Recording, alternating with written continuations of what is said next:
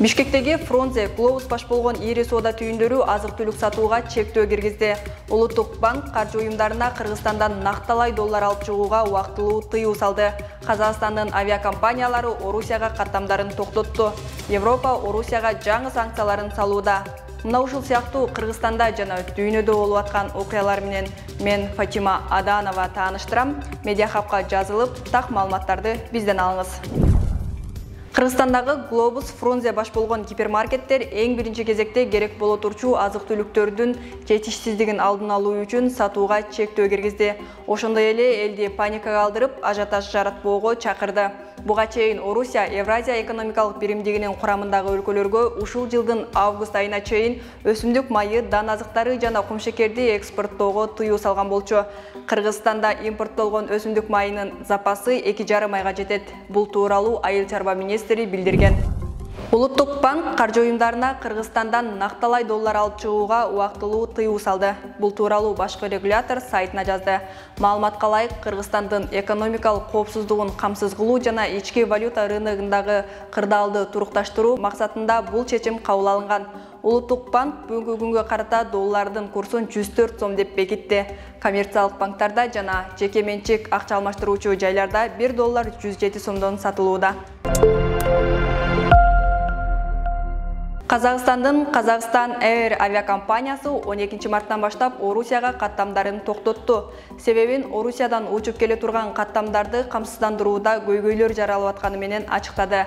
Авиакомпания буга чейин билет сатып алган кардарларынын акчасын толугу менен төлөп берет. 11 мартта Air Astana авиакомпаниясы да Орусияга аба каттамдарын токтоткон болчу. Буга чейин Орусиянын S7 жана Аэрофлот компаниялары Казакстанга каттамдарын токтоткон эле.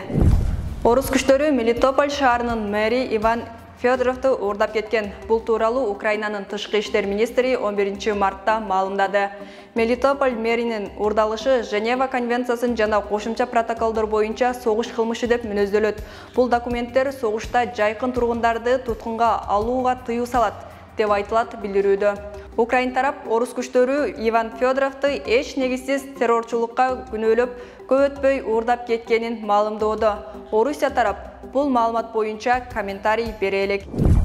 Орусиянын коргоо министрлиги 12 марттын таңында Украинанын аскердик инфраструктуралык объектилерине чабуул жасаганын билдирди. Всего за время проведения операции выведено из строя 3213 объектов военной инфраструктуры Украины. Чоң жетиге кирген өлкөлөр Орусияга жаңы экономикалык санкцияларды киргизүүдө. Бул тууралуу АКШ президенти Джо Байден билдирди. Анын айтымында Орусияны соодадагы эң ыңгайлуу мамлекет макамынан ажыратышат. Эгер бул макам алынса, АКШ Орусиянын продукцияларын импорттоого тариф киргизе алат. Мындан сырткары Джо Байден Орусияга накталай доллар жөнөтүүгө жана Орусиянын эл аралык валюта фонду сыяктуу дүйнөлүк финансылык институттардан карыз алуусуна тыюу салганын кошумчалады. АКШ, Канада, Япония, Улуу Британия, Германия, Франция, Италия чоң жетиге кирген өлкөлөр. YouTube Орусиянын мамлекеттик маалымат каражаттарынын жана аларга байланышы бар каналдарды жапты. Компания бул чечимин Орусия Украинаны басып киргени менен байланыштырууда. Буга чейин YouTube Орусиянын Russia Today сыяктуу мамлекеттик маалымат каражаттарынын каналдарын Европанын аймагында жапкан болчу.